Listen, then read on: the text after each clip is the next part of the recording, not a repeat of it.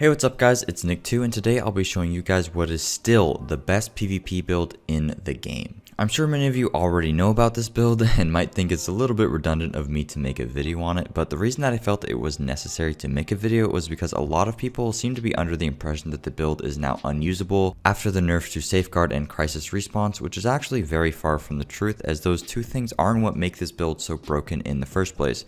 Sure, nerfing those things affect the build and don't make it as strong, but it doesn't at all nerf it to the ground or make it unusable. So in a way, I want this video to act as a PSA so that people know that this build is still extremely strong, if not broken, regardless of the recent changes that were made. Additionally, a decent amount of things have actually changed since World Tier 5, and that affects the build a pretty decent amount. I've heard a lot of people asking for a World Tier 5 version of this build, so I figured I might as well set it up and show you guys how insane the build still is, and how to make it work very well. I'm sure that Wiz will make an updated build as well, but until he does, you're gonna have to deal with me. Something worth mentioning is that this build is relatively difficult to set up properly, probably the hardest build to set up in the game, so my apologies if my explanation of things aren't exactly succinct. It's just difficult to convey all the potential ways to set it up perfectly and all the information that needs to be explained, but I hope the video is at least informative and gives you guys a good idea on how to set up the build the right way. Like always though, if anybody needs help farming for the perfect build, leveling up new characters, getting all the blueprints, or anything like that, feel free to email me at nick2biz@gmail.com and I would love to help you out. And also, please make sure to follow me on Twitch as I stream every single day and would love to see more of you around. But anyways, let's get right into the build. Alright, so just like every other build video, going to start off with the specialization. For this one, it's pretty obvious. Going to be going demolitions for the SMG damage along with the talent Crisis Response. This talent is insane because when you're fighting somebody and they get you low armor, you pretty much just refill your whole gun without having to reload. It's great in 1v2 situations. You kill one guy but you have to reload, but one of them got you like low health armor or whatever, and then you get all your ammo back. It's awesome, but I mean, it's mainly SMG damage and there isn't really anything else to go for, because with an SMG you're not really going to be hitting a lot of headshots, at least as in PvP, because you're trying to maximize how many crits you're hitting with this build. So going sharpshooter isn't really helpful, so definitely want to go demolitionist here. A few things about the build before I actually get into it, just things I want to preface this with. One, my build is far from min-max and there are tons of ways that I can improve upon it. I just want to get the build out there, and I mean, it's still more than functional, as I'm sure you saw in the gameplay. But yeah, I really want to get it better, and I'll of course make sure to explain to you guys how to get it better. Two, there are a ton of different ways to set it up, and I'll try to go over all of them, but I think instead of me going over every single possible combination, I think it's just better for you guys to understand that there are a lot of ways to make this build work, and I think that mine could be better with different brand sets and stuff. I know a lot of you are probably like, why don't you have Sokolov, right? It's because this build is such a pain in the ass to make. You're trying to do a huge balancing act when making this build, so you have to sacrifice some things like damage in order to reach the thresholds that you need to, mainly being health and crit chance. So the fundamentals that you want to worry about with this build, like, don't worry too much about brand sets. Brand sets do matter, but I would just, instead of focusing on, oh, well, he has a Providence Mask, so I should get a Providence Mask. Instead of focusing on that, focus on what pieces you have and how you can make this work individually. The two things that matter with this build are, or three things that rather, are one, getting as much health as humanly possible, two, reaching crit chance cap, three, getting the right talents. And I'll of course go over how to do that, but these are the three things that are most important. Don't worry too much about, oh, I lose 10% SMG damage from Sokolov. Oh, I lose a little bit of weapon damage here. Don't worry too much about that, because basically the whole build is going to be reliant upon clutch. Critical hits restore 15% health and repair 2% of your armor. So what your goal to do is to constantly be with no armor and just have a huge health pool, so that you can constantly be healing yourself with clutch. And the reason that you're doing this is because while you have no armor, you're gaining 100% weapon damage from Berserk, and you're gaining 200% crit damage from Strained. So the more crit chance that you have, the more value you're getting out of clutch, which means the more self-healing you're getting, and also the more crit chance you have, the more value you're getting out of Strained. I mean, 200% crit damage, like this build's ridiculous if you haven't already seen it. Like, you're getting, not only are you getting a ton of self-heal, you're getting ridiculous amounts of damage. So that's why it doesn't matter too much to lose out on little bits of damage here and there, because all that matters is getting a huge amount of health pool so that you can actually sustain yourself while in combat without having to worry about dying, so that you can maximize Strained and Berserk. And I mean, that's where all your damage is. That's 100% weapon damage, 200% crit damage. So like I said, focus on getting as much health as possible, and as much crit chance as possible before anything else. Certain brand set interactions, I can go over the brand sets that I have. I have Providence here, 2-piece. Reason being is the 8% health here, and I'm able to get the rolls that I need with it. I have Alps here. I don't really want Alps, but it's a perfect backpack for what I need. I need it to have Vital for the health, and I need Safeguard here. And I have Murakami for the health. This is pretty decent. I'd rather the health roll be a little bit lower and my SMG damage be higher, but I was able to get, you know, the extra health here and clutch, which is all that I need. And then for the chest piece, I have Fenris. You might be wondering, why do you have Fenris? Like, that's garbage. You don't want assault rifle damage. Reason being is because Fenris is the only chest in the game that can get 2 talents. And like I said, I'm trying to get as much health as I possibly can. So, you know, I need to have Berserk with this build, of course, but I also want to have Vital. I mean, 20% health is going to give me more health than anything else possibly can. For the holster here, you might think this is random. Why the hell would you go for 10% accuracy? I don't care about the brand set here.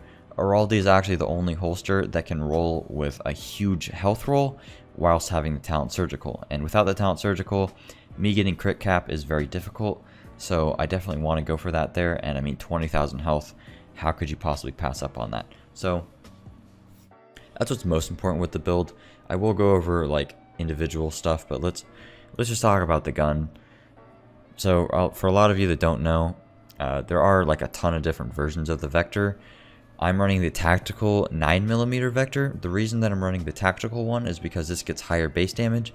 You do end up sacrificing a little bit of magazine size with this, but you kind of compensate for that by gaining extra rounds with the 9mm magazine slot. And I mean, 39 rounds is more than enough for me, especially in PvP scenarios. I'm getting just a ton of burst damage with having that extra base damage. You could go for the normal 9mm, and the reason that you want to go for the 9mm is because it gets the special magazine slot, and 9mm also gets the suppressor, which gives us crit chance. Obviously, we're trying to get as much crit as possible, so getting free crit chance on the mods is great here. On the optics, I heard there's a 5% crit chance scope. I'm not sure if this is true or not, but I don't have it. I don't really know what else to go for here. You could go accuracy or something. It really doesn't make much of a difference at all. For the talents, of course, you want strained. That's a must. And then for the second talent, you want to have either Allegro, or no, you want to have Allegro. I don't even know what I'm saying. You want to have Allegro. I got unlucky and I don't have one, but I mean, I'd have 1300 RPM, which would be absolutely insane. It's unfortunate that I don't have it, but whatever. You have to have a Vector. You don't have to, but you definitely want to run a Vector with this build because it has the highest burst out of any gun in the game, and with it having so much such a high RPM, that means that you're getting more value out of clutch, which is great because you're just healing through everything. For the second, second gun, I have a Chatterbox just for the holster talent, increasing my rate of fire even more by 20%. So in certain situations, my rate of fire with this gun is just ridiculous. I just eat through a magazine. So in terms of individual roles, there's a lot of different ways you can do this because all you're trying to do is get crit cap. But I'll go over, I guess, what I would recommend. So preferably, you always want to go for health here to get a huge health roll. On your knee pads, you want to go for health. I had to go for crit chance with this build because I don't have a good backpack, but preferably, I'd go for health here and get like a fat 10k health roll right here. You can do that as you can see here. On the gloves, you want to go for SMG damage here, and mine has a little bit of health. I don't really want that, but just make sure you get clutch on the SMG or on the gloves and try to get SMG damage because weapon damage there is pretty good. On the backpack here, you can get a huge health roll. You can get even more than this, about 10,000. And instead of skill power, I'd actually much rather have this be a crit chance. You could get around like 8 to 10% crit chance here, which could easily replace me having crit chance on my knee pads, actually gaining me more crit chance. And I would in the process gain 10,000 health, putting me at 120,000 health.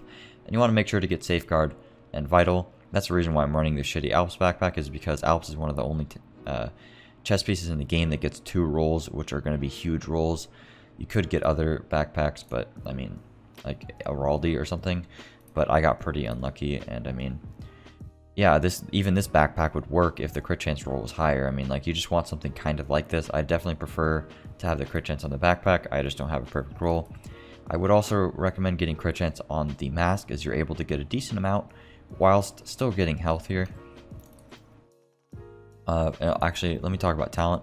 Talent on the holster, it doesn't really matter. There's nothing you can really get. I have skill haste. You could get like skill duration for the drone, but it really doesn't matter.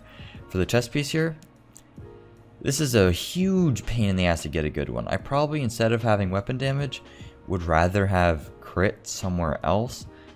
Maybe on my backpack. But the thing is, if you set it up perfectly, you can have a weapon damage roll on your chest piece without there being a problem. Obviously the problem is that you're limited to only running 5 red attributes, but so that makes it difficult to reach crit chance cap, right? So maybe you wouldn't want the weapon damage here if you aren't at crit chance cap. But if you're able to get a really big roll on your backpack, the roll on your mask, and all the stuff on your gun and whatnot, and a big roll on your chest, I have 10%, you can do it and still have this. I mean, I'm doing it and I still have this, and my rolls could be way better. Unfortunately, because I have the weapon damage and such a high crit chance roll here, I have health here, which, I mean, I want health, but it could be way higher. It could be up to 10,000 if the weapon damage wasn't here. I'm not sure if I'd rather have that than the weapon damage. I mean, like I said, I am trying to get as much health as possible. I just don't know if that would be more worth than having the weapon damage, but is what it is. And like I said, you need surgical on the holster here.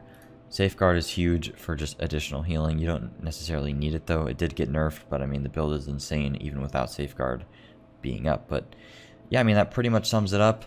There's a whole bunch of different ways you can set this up, such as not using Murakami gloves, using a Murakami backpack, using Araldi gloves, which will give you higher SMG damage, using Sokolov knee pads instead of Providence knee pads, and running a Providence backpack, or using a Sokolov mask instead of running a Providence mask, and then run a Providence backpack with the Providence knee pads.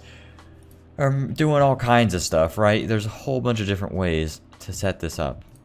But 2 things that you have to have are going to be the Fender's chest and the Araldi Araldi holster for the health, and the 2 talents here. All these other 4, you can pretty much set them up to be interchangeable with each other. I'll leave a link in the description to what I think the absolute best in slot version of this build would be, but getting that is so difficult you don't even understand. But yeah, that's pretty much the core of the build. Just focus on getting all the right talents whilst maintaining crit chance cap and getting as much health as possible. I wasn't able to get crit chance cap, which I think is the most important thing, but I got very close to it, and I just wanted to get this video out there. I know that I can get this better if I just get a better backpack and do a couple other things.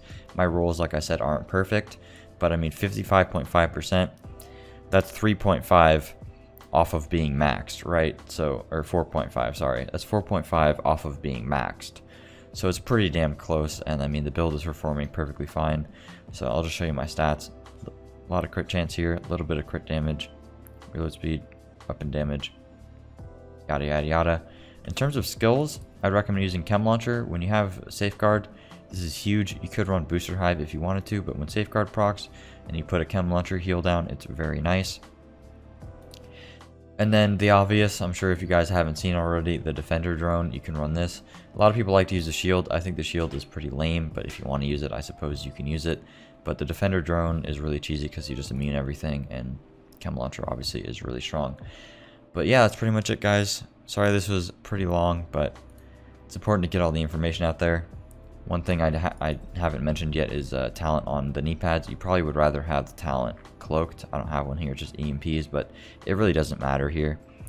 And yeah, I also got unlucky with mod slots. I kind of just put random stuff in here. You could get way better stuff, but like I said, got unlucky, man. But yeah, hope you guys enjoyed, and yeah, I'll see you guys later. Peace out.